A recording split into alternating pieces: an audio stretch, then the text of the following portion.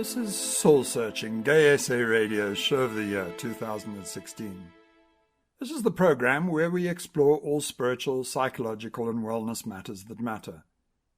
Searching deep into the soul requires that you conduct a penetrating self-examination of your motives, convictions and attitudes. You should frequently challenge your personal beliefs and thoughts to open your mind to fresh ideas and free thinking. I'll ask the awkward questions on your behalf. I'll poke holes in rigid belief systems and challenge the way the world taught you to think, so that you can use some of these ideas to redesign your life for the better. How you finally do that is up to you, isn't it? I don't expect you to give up your sacred beliefs, and I don't mind if you even disagree with me. Healthy debate is always enriching, so please air your views on the digital media platforms that I'll share with you at the end of the show. I'm Tom Budge. The title of our show today is Political Correctness, Empathetic Language Sensitivity, Censorship, or a Powerful Tool for Manipulation. I was driving about running errands and listening to a few of Milo Yiannopoulos' podcasts. He had me cringing at some of the things he had to say. This young man doesn't mince his words and unashamedly calls a spade a spade. His podcasts are refreshingly honest, and as I listened to them, they forced me to consider my stance on the way we all use language in a world obsessed by social justice. His style of speaking is inspired in part by Donald Trump's say-it-as-it-is brashness. Political correctness, being PC, is a reform movement that argues in favor of constrained language to empower the powerless victims against those who use language to support their advantages in society. But ever since Trump's rise to fame on the world stage, political correctness has been challenged, and people are asking whether it is proper to continue using this kind of language sensitivity, or whether it is kinder and more helpful to drop over to tactfulness in favor of speaking one's mind. I hear you ask, Tom, you used the term social justice. What the heck is social justice? It's the fair and just interface between individuals and the societies they live in. Here in South Africa, everyone has entrenched rights under the Constitution. Social justice includes things like basic healthcare, children's education, access to housing, sanitation, water and electricity, and, of course, gender equality and the protection of minority rights, like the prohibition of discrimination on the grounds of one's religious convictions, sexual orientation, the color of one's skin, or one's ethnicity. These seem like noble ideals that one ought to embed in the founding documents of the new South Africa. But one must also ask the thorny question, why do we need laws to protect powerless victims against those who use language to torment and demean them? Shouldn't the celebration of all diversity simply be part of the normal civility that exists between people? Some say that political correctness is a vital necessity.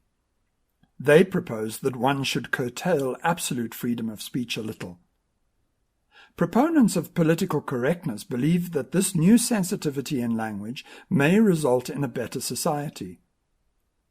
Politically correct speech is a language planning movement that tries to censor sexist, racist, and pejorative terms, banishing them from the English language. Political correctness means the alteration of one's choice of words to avoid either offending a group of people or reinforcing a stereotype. However, the South African government is presently considering taking political correctness speech to a brand new level. It is drafting new hate speech legislation that criminalizes any inflammatory use of the language intended to hurt another person or group of people. But the provisions in this bill are so vague that they include the cartoons and other criticisms of the president and his cabinet, as they insult and bring them into ridicule, according to the draft of the new law. But no matter how you look at political correctness, it may be seen as an altruistic, non-volatile, all-encompassing form of language intended to bring equality to all, Yet it is also an immensely manipulative, persuasive, and influential tool that is used to control and shape the way you think. It forces you to hide your true feelings about others. It silences your voice. It is a form of censorship. Naturally, it is proper for us to find civil ways of talking to each other, using language that stems from empathy and love. But when it becomes Velcro to the lips, it'll backfire when you get fed up with being nice, just because you have to. Trump's presidency is due in part to his political incorrectness, brutally saying whatever he wanted. Listen to some of his statements. When Mexico sends its people, they're not sending their best. They're sending people that have lots of problems, and they're bringing those problems with us. Donald J. Trump is calling for a total and complete shutdown of Muslims entering the United States. You've called women you don't like fat pigs, dogs, slobs, and disgusting animals. Your Twitter account... Only Rosie O'Donnell. For the record, it was well beyond Rosie O'Donnell. Yes, I'm sure. You know, you could see there was blood coming out of her eyes, blood coming out of her wherever, but she was, in my opinion, she was off base. I think his response, his visceral response to attack people on their appearance, short, tall, fat, ugly, my goodness, that happened in junior high. Are we not way above that? And would we not all be worried to have someone like that in charge of the nuclear arsenal? Mr. Trump. I never attacked him on his look, and believe me, there's plenty of subject matter right there. Of all the slurs against Trump, nobody can accuse him of falsely representing his true feelings. There were millions of Americans who found their voice through Donald Trump's outspokenness. Is what he said about Muslims, Mexicans, women, and other politicians hurtful? Of course it is. But at least he revealed his hand, and there is no doubt about his agenda. Some people have a high degree of empathy towards others and tend to soft-pedal harsh truths, calling this behavior tactfulness or diplomacy. They use every effort to avoid offending or confronting the other person to maintain goodwill and rapport. Feminists use political correctness in their quest to topple male supremacy. Take the way some of these gender-specific words were systematically replaced with their gender-neutral counterparts in an attempt to level the gender divide. Manhole is now known as a utility duct. Flight deck replaces the word cockpit. And chairman becomes chairperson, even though the man part of the word comes from the Latin word manus, meaning hand, and is part of the origin of words such as manual, a vehicle driven by hand, and manufacture, originally meaning made by hand. In the 1960s, feminists began to demand that the third-person personal pronouns he, him, and his be replaced with expressions like he or she, him or her, and the singular form of them. One can easily empathize with transgendered or intersex people, those with atypical sex characteristics, who find no identity in the English language. If you were a transgendered or intersex person, imagine how difficult life would be when the only personal pronouns the English language offers you are words like him and her. But there are groups claiming to be oppressed or discriminated against, who will periodically attempt to change the labels by which society defines them to shape the way the world sees them without actually doing much to elevate themselves. Does this actually help in reframing society's view of them, or does it merely push intolerance and hatred deeper into the oppressor's psyche? When it is politically incorrect to use a particular word, one often finds word contractions of that word that form euphemisms, like the F word, to refer to the common four-letter expletive, and the K word, which replaces the ethnic slur directed at South African black people. You can't use the real words with impunity, but nobody objects to the euphemistic counterparts, do they? The American equivalent, the N-word, came into mainstream use during the racially contentious O.J. Simpson murder case in 1995. Political correctness affects terms like colored people, which is deemed offensive because of the order of the words, putting colored first, emphasizing difference from the mainstream, while people of color is acceptable because it puts the term people first. Some people allege that instead of encouraging supposedly marginalized groups to integrate with and assimilate into the mainstream of Western culture, political correctness ironically encourages them to emphasize and indeed to wallow in their own marginalization from society and to make a public display of such. This is known as identity politics. According to this view, gays and lesbians are therefore encouraged to label themselves as queer and make public displays of queerness, calculated to disturb the sensibilities of mainstream people, rather than integrating themselves seamlessly into the mainstream society. I have a personal reference for this. I knew about my sexual proclivity from young and chose to hide it from the religion for fear of rejection. The Jehovah's Witnesses eventually excommunicated me. Thank heavens. And I only then began my quest to find identity. Disparaging and offensive terms like faggot, pansy, poofter, my maternal grandfather's preferred word for homosexual men, moffie, and homo once had enormous power over me, and I remember how defenseless, misunderstood, and marginalized I felt whenever these words were used. They were hardly ever said to describe me directly because I chose never to reveal my sexual preferences to them. The dark shadows of the closet were a far safer place to be. But I'd heard these words said by my family about others and by other schoolboys when I was growing up. I knew what these words meant, and I felt the disgusted disdain of those who used them. They were partly responsible for my feelings of self-loathing, which inhibited and suppressed me as a young man. Thankfully, however, Mrs. George Couples' children's rhyme, dating back to 1872, was never more apt. Sticks and stones may break my bones, but names will never harm me. Sun Tzu, a Chinese general and military strategist of the 6th century BC, wrote, "All warfare is based on deception. Hence, when we are able to attack, we must seem unable. When using our forces, we must appear inactive. When we are near, we must make the enemy believe we are far away. When far away, we must make him believe we are near. It is said that if you know your enemies and know yourself, you will not be imperiled in 100 battles."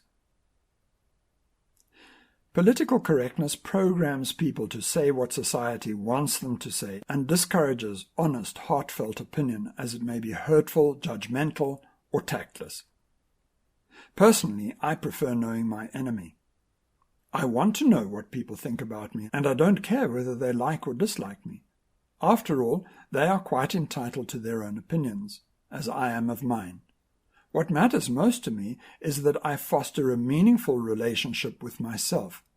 No, I'm not a narcissist. Slapping a ban on Pastor Steve Anderson for his hate speech against homosexuals seems like justice to many, and it may have ultimately protected a minority against forecast righteous brutality. But I'm personally okay watching the YouTube clips of Anderson frothing at the mouth, slamming his fist onto the podium, spewing hatred, covered in a thin biblical veneer, yelling, "The same God who instituted the death penalty for murderers is the same God who instituted the death penalty for rapists and for homosexuals, sodomites and queers. You know why God wanted the sodomites in the Old Testament to be killed. Because the sodomites are infectious, that's why. Because they're not reproducers. That goes without saying. They're recruiters.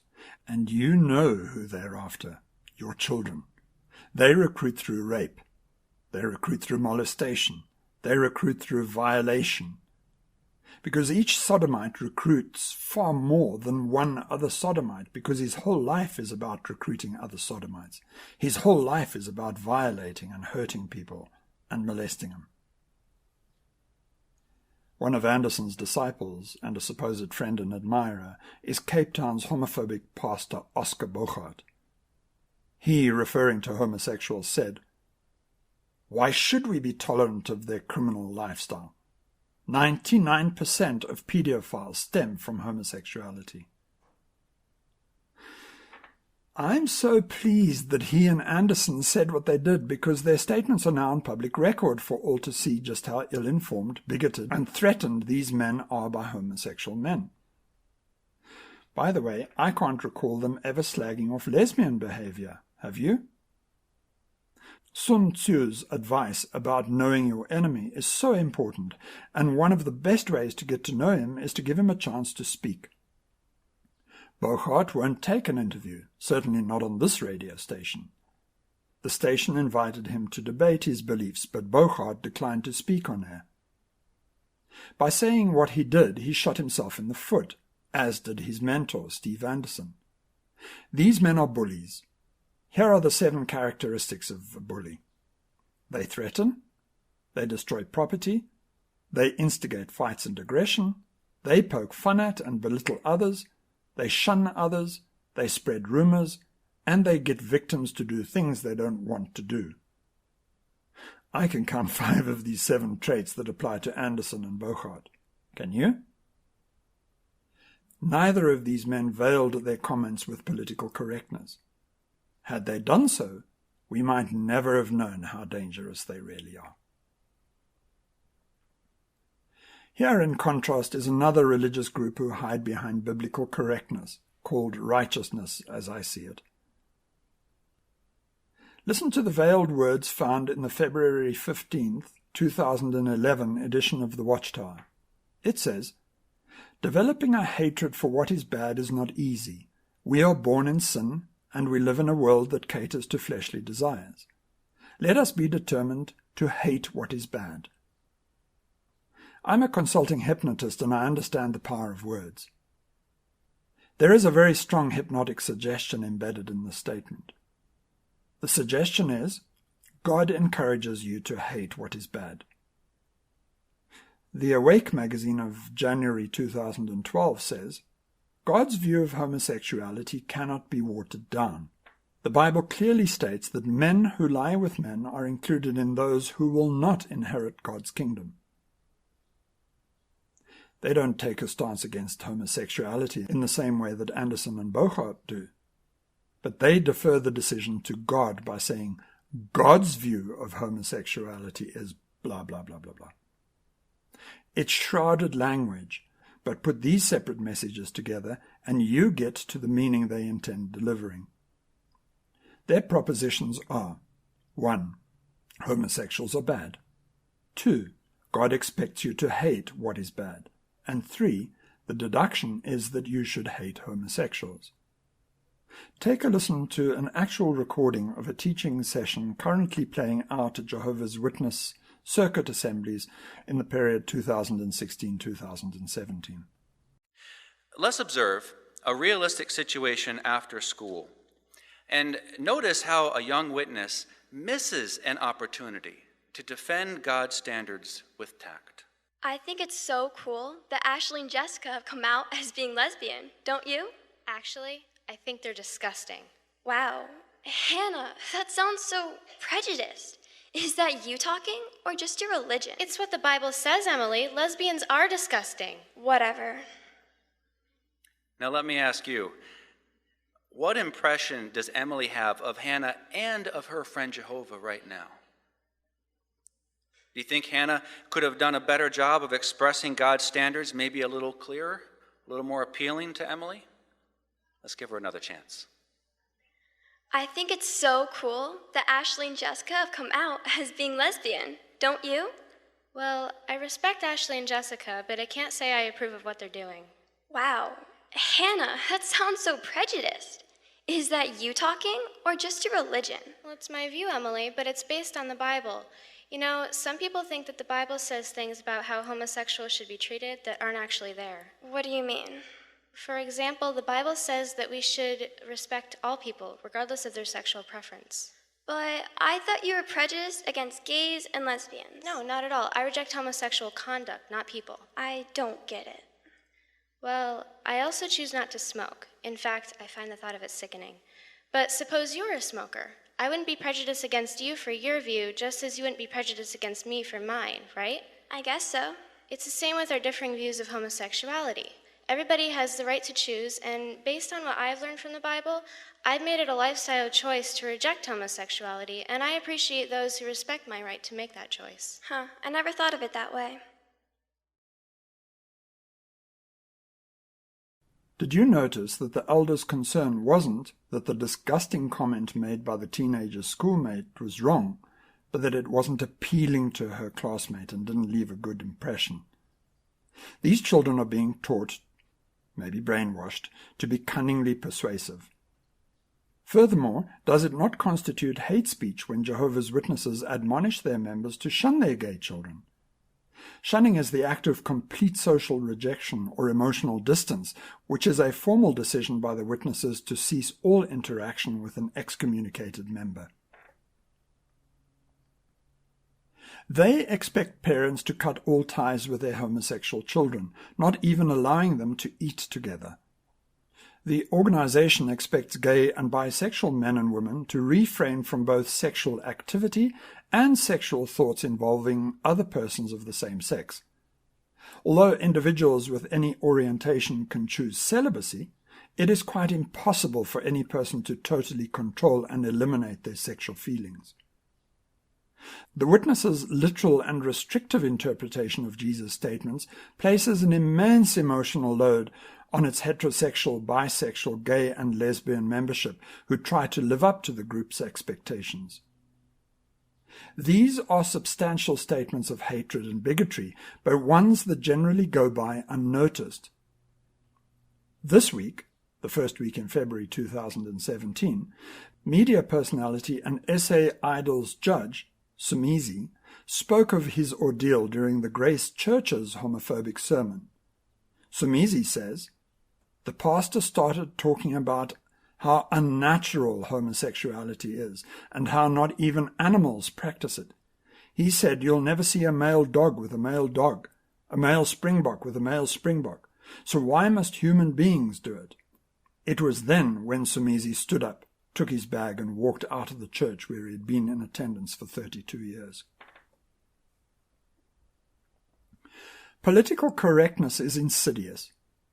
Here's an account of a journalist of long standing with an impeccable record working for one of the most respected newspapers in the world, who could not get professionals in 21st century Britain to speak to him about a phenomenon that is probably the worst childcare scandal in the country in 40 years. It is a situation which defies belief. These were public servants who would not talk about child rape and prostitution, which they knew had been going on for years. They were not the rapists. They were not being paid by the criminals. But political correctness around multiculturalism had left them too scared to speak about these horrific crimes. No wonder these grooming gangs felt untouchable. The conflicts and confusions caused by multiculturalism left the staff unsure of their moral and professional values. The tyranny of political correctness meant that they did not dare articulate or even acknowledge what they were seeing and hearing. There is a parallel in the bigoted world of Anderson, Bogart, and the Witnesses. Ordinarily, good men and women refrain from speaking up about these forms of hate speech because they simply wish to be politically correct. You must remember the most ridiculous incident of political correctness, when the Iranian President Hassan Rouhani visited Italian Prime Minister Matteo Renzi to explore trade alliances between the two countries. As part of his visit to Rome, Rouhani toured the famed Capitoline Museum that is home to numerous prized works of antiquity, some of which show human figures in the nude. But because of Rouhani's Islamic beliefs, plywood boxes and panels were placed around these objects to obscure them from the Iranian president's vision, and alcohol was not served at the dinner hosted in Rouhani's honor. What political lunacy is this? I at least take my hat off to the French, who nixed a landmark dinner with Rouhani after the Iranians insisted on a wine-free meal with halal meat. The French hosts counter-offered with a presumably alcohol-free breakfast, which the Iranians promptly rejected because it appeared too cheap. I do like the idea of genderless toilets and the abolition of old racism terms like the garden boy and the house girl, but overly zealous correct speech is just too much for me. Political correctness, in my mind at least, goes too far when the people pushing it think it justifies them to behave even worse than the people they're correcting, and not realizing the hypocrisy of it all. Where I think it has gone too far is that people seem to think that they have the right not to be offended, which they don't, and that people who say things that they disagree with should be shouted down, which they can't. You should simply ignore people who say things that you think they shouldn't, or you should argue back. But we shouldn't stop them from saying what they wanted to say or believing what they want to believe. Take Christmas as an example. Why the insane sensitivity to Christmas with weak euphemisms like the silly season or wishing somebody happy holidays instead of the old-fashioned Merry Christmas? I'm completely sincere when I wish my Hindu friends Happy Diwali or my Muslim friends Eid Mubarak, meaning Blessed Eid. So it seems quite weird not to wish my Christian friends Merry Christmas in case they're offended. Billions of dollars of media programming has changed the definition of what people consider to be acceptable and what people consider to be not acceptable. Political correctness shapes the way we all communicate with each other every single day, and unless Trump sets a new trend, it's only going to get worse in the years ahead. Sadly, most people simply have no idea what's happening to them. Political correctness has been accurately described as cultural Marxism. People in the West have been programmed through subtle brainwashing methods. The suppression of our right to free speech should be banned. Believing that truth is fact and it can't be changed just to suit a ridiculous agenda. It's mind control in all its ugly manifestations and should be banned from all areas of intellectual pursuit. U.S. Democratic politician Robert F. Kennedy, in a 1966 speech, said, "Few men are willing to brave the disapproval of their fellows, the censure of their colleagues, the wrath of their society. Moral courage is a rarer commodity than bravery in battle or great intelligence. Yet it is the one essential, vital quality for all those who seek to change the world, which yields most painfully to change." Thank you for listening to Soul Searching here on Gay SA Radio. Your comments and suggestions help shape the show, and I'm always happy to receive them. Write to me at studio@gaysaradio.co.za or post on the station's social media platforms using the hashtag GaySARadio.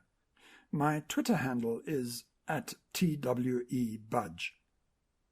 This program premieres on Sundays at 5 p.m. and repeats the following Sunday at 8:30 a.m. A full set of podcasts in the series is available on the station's website, gaysaradio.co.za. Stay right here on Gay SA Radio for all your favorite music, discussions, lifestyle facts, and the latest news. My name is Tom Budge. Until next time, goodbye.